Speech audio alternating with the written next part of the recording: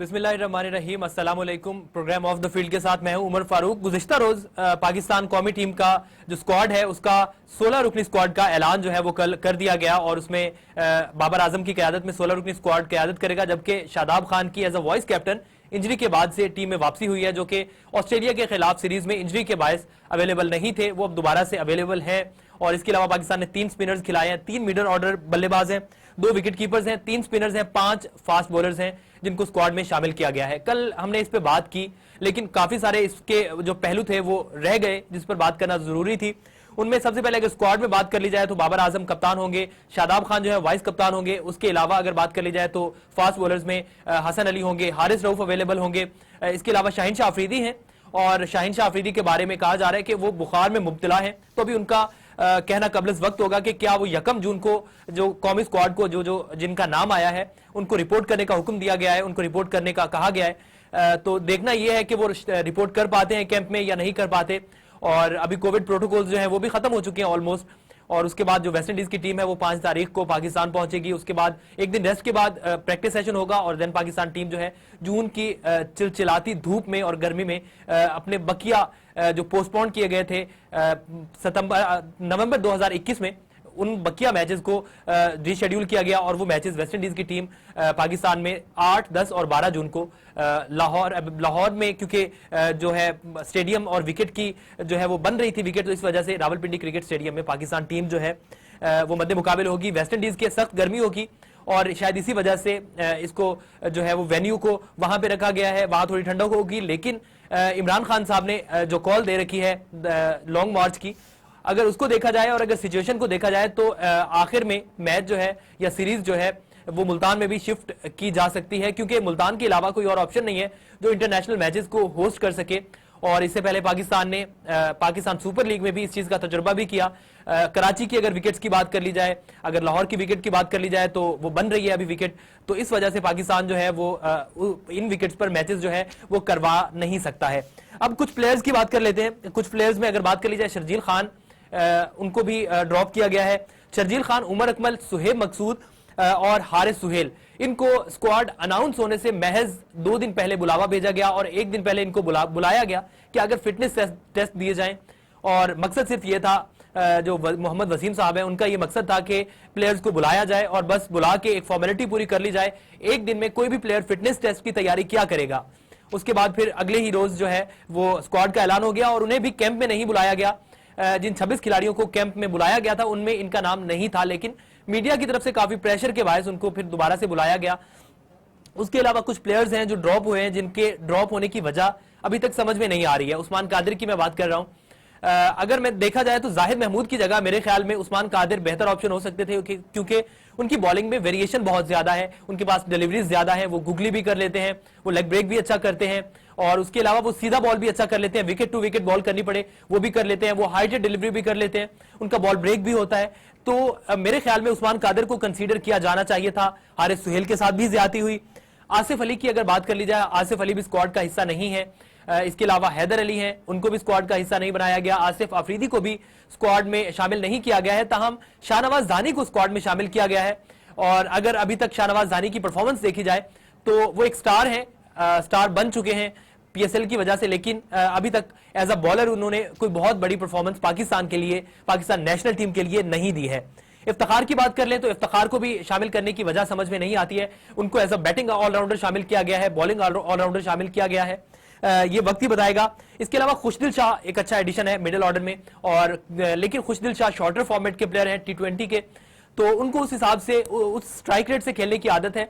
तो पाकिस्तान को मेरे ख्याल में मिडिल ऑर्डर पे फोकस करना चाहिए कि अगर शाहीन शाह अफरीदी की बात कर ली जाए तो शाहीन शाह अफरीदी भी उन्होंने बैटिंग में अच्छा परफॉर्म किया, ये एक अच्छी चीज है। पाकिस्तान को शादाब खान की सूरत में एक बैटिंग ऑलराउंडर जो है वो प्रोड्यूस हो रहा है, और जिस तरह से उन्होंने पाकिस्तान सुपर लीग में इस्लामाबाद यूनाइटेड को लेके चला वो भी काबिले तकलीद व काबिले मिसाल है। और जिस तरह से उन्होंने परफॉर्म किया यकीनन।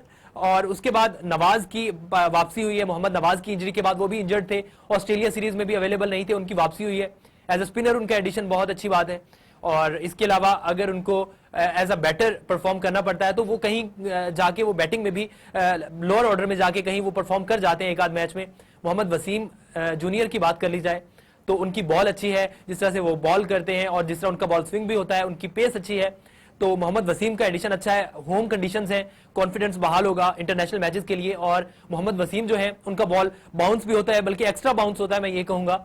और अगर वर्ल्ड कप की बात कर ली जाए तो ऑस्ट्रेलिया में होने वाले वर्ल्ड कप के लिए मोहम्मद वसीम जो है वो पाकिस्तान के लिए एक अच्छा ऑप्शन साबित हो सकते हैं। लेकिन इमाद वसीम पर अभी तक एक सवालिया निशान है, उनको कैंप में भी नहीं बुलाया गया और सिलेक्शन तो दूर की बात है, हालांकि वो परफॉर्म भी अच्छा करते हैं। अब्दुल्ला शफीक की परफॉर्मेंस अच्छी रही, उनका एडिशन अच्छा है। इमामुल हक का बहुत अच्छी उनकी परफॉर्मेंस रही है और जिस तरह से वो परफॉर्म करते आ रहे हैं, जिस तरह से उन्होंने इवन ऑस्ट्रेलिया के खिलाफ परफॉर्म किया टेस्ट में और वनडे में, उनका शामिल होना बनता था। फखर जमान को शामिल किया गया है और हसन अली है टीम में। हसन अली का कॉन्फिडेंस काफी हद तक बहाल हुआ है क्योंकि रिसेंट में उन्होंने काउंटी में बहुत अच्छा परफॉर्म किया और उन्होंने टॉप विकेट टेकर हैं काउंटी के, और उनका एडिशन यकीन उनका कॉन्फिडेंस बहाल हुआ है। तो होपफुली उनकी इंटरनेशनल क्रिकेट में भी फॉर्म उसी तरह से वापस आएगी क्योंकि उन्होंने स्ट्रगल किया, उन्होंने मेहनत भी की होगी। तो ऑफ कोर्स उनकी जो परफॉर्म है वो वापस आने के चांसेस भी ज्यादा हैं। हारिस रऊफ भी काउंटी में अच्छा परफॉर्म कर रहे हैं। हारिस रऊफ ऑल फॉर्मेट के बॉलर हैं। टेस्ट में गो के उनके टेस्ट में इतना तजुर्बा नहीं है, लेकिन टेस्ट में भी वो करते हैं बॉल, और उसके अलावा T20 के तो स्पेशलिस्ट हैं। और स्पेशली लास्ट ओवर्स में जो उनके वेरिएशन होता है बॉल में, क्योंकि एक स्पीड स्टार जो होता है उसकी बॉल में जब वेरिएशन देखने को मिलता है, जब वेरिएशन से वो बॉल करता है तो काफी सारी चीजें जो हैं वो सामने आती हैं। इन सब चीजों पे बात करेंगे, तब तबसरा भी होगा, तज्जिया भी होगा एक छोटे से ब्रेक के बाद।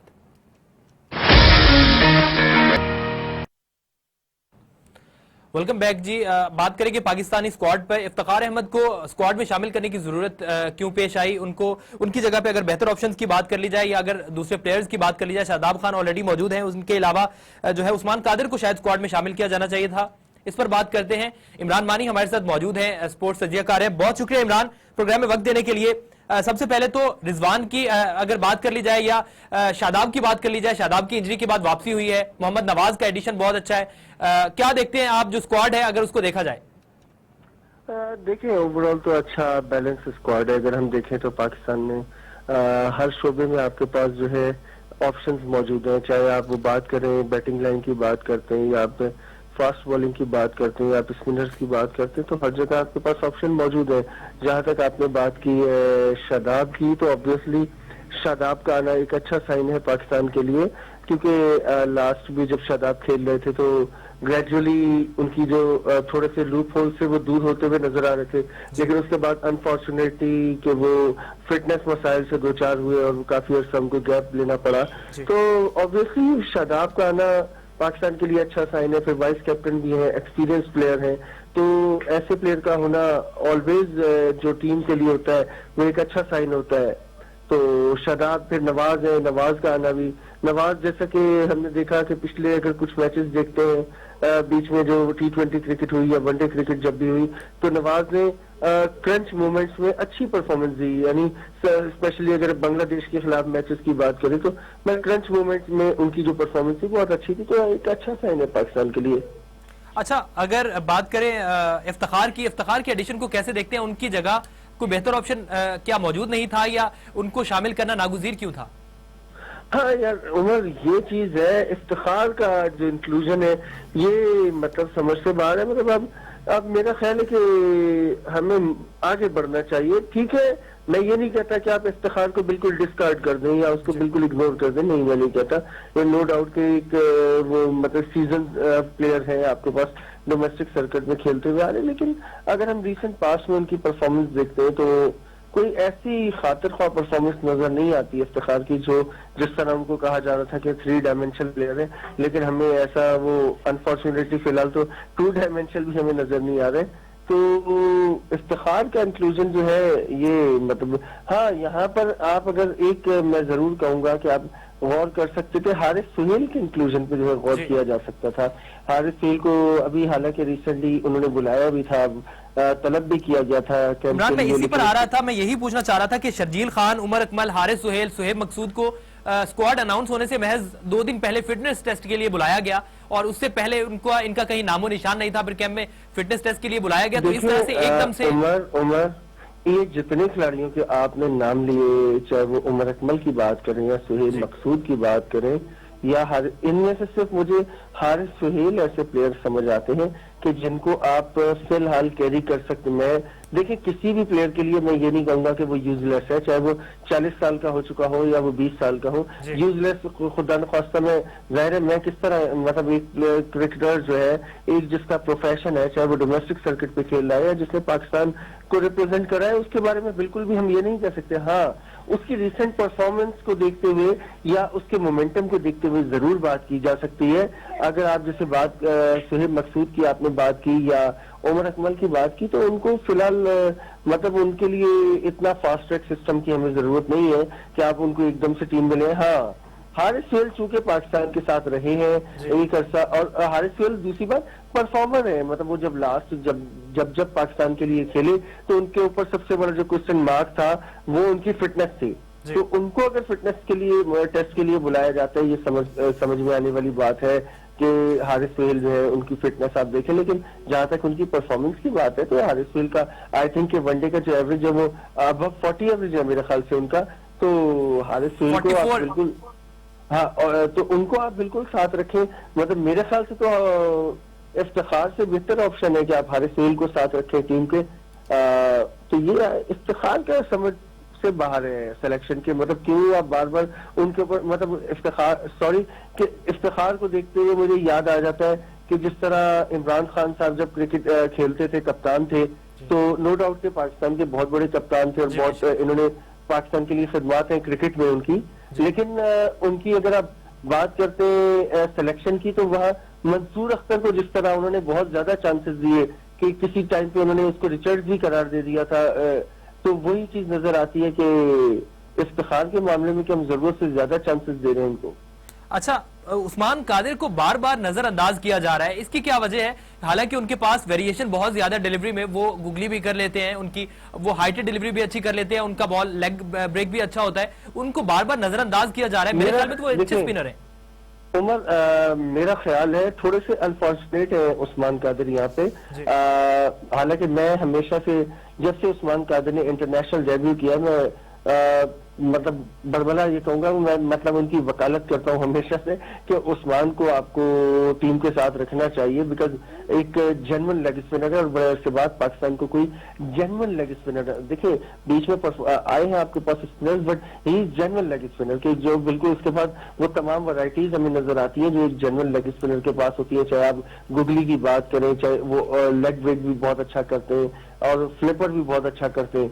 लेकिन थोड़े से अनफॉर्चुनेट मुझे यूं लग रहे हैं कि शादाब खान के आने के बाद जो है ना, वो उनकी जगह वो हो गई, क्योंकि शादाब एक तो वाइस कैप्टन है और दूसरा शादाब खान को हम एज ऑलराउंडर कंसीडर करते हैं, एक अच्छे फील्डर भी है।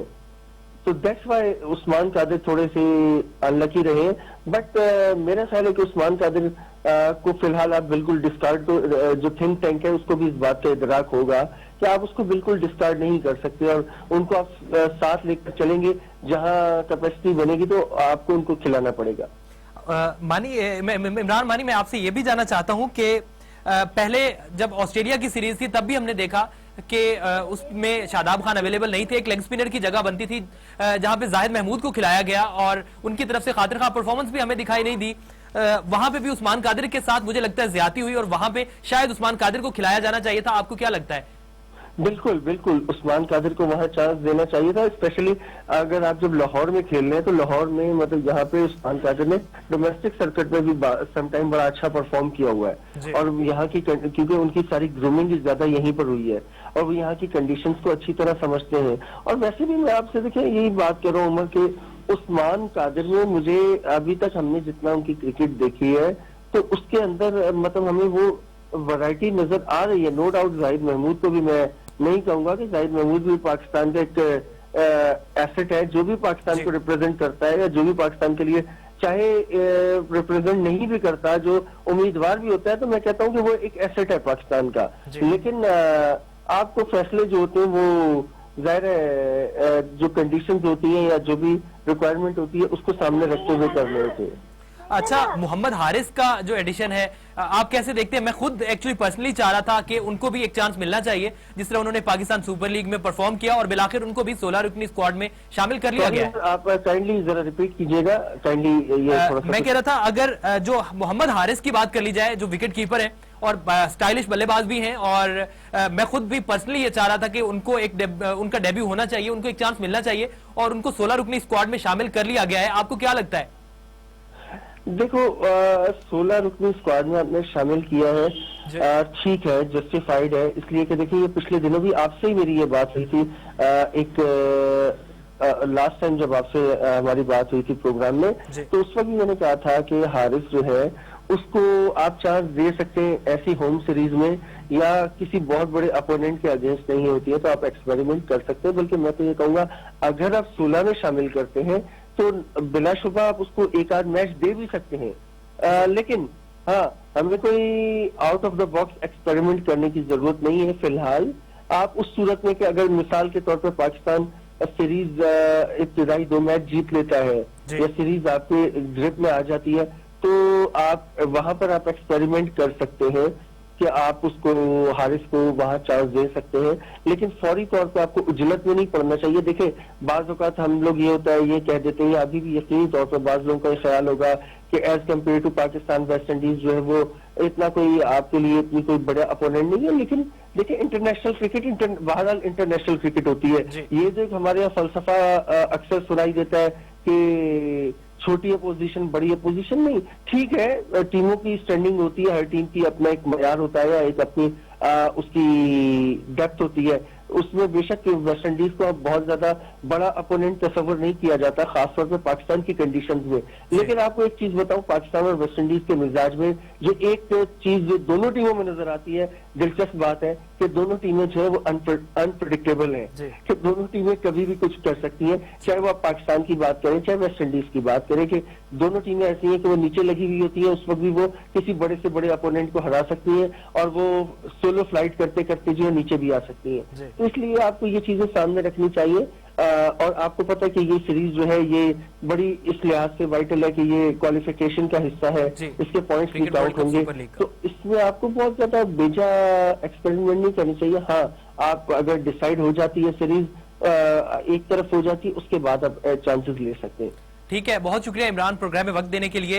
इमरान मानी हमारे साथ मौजूद थे, स्पोर्ट्स तजियाकार। बात कर लेते पाकिस्तानी स्क्वाड पर और कुछ प्लेयर्स पर, कुछ ऐसे प्लेयर्स जिनके साथ शायद ज्यादती हुई और उनको स्क्वाड में शामिल नहीं किया गया, जिनमें उस्मान कादिर हैं, हारिस सुहेल हैं, और अगर बात कर ली जाए आसिफ अली की तो वो तो शॉर्टर फॉर्मेट के प्लेयर हैं, लेकिन उनको भी शामिल करना चाहिए था। खुशदिल शाह का एडिशन बेहतरीन है, शादाब खान की वापसी और मोहम्मद नवाज की वापसी भी यकीनन कारगर साबित होगी पाकिस्तान टीम के लिए वेस्ट इंडीज के खिलाफ होम सीरीज में। यहां पे वक्त एक छोटे से ब्रेक का, ब्रेक के बाद पाकिस्तान हॉकी पर बात करेंगे। पाकिस्तान ने इंडोनेशिया को 13-0 के एकतरफा मुकाबले से शिकस्त दी है, इस पर बात करेंगे एक ब्रेक के बाद।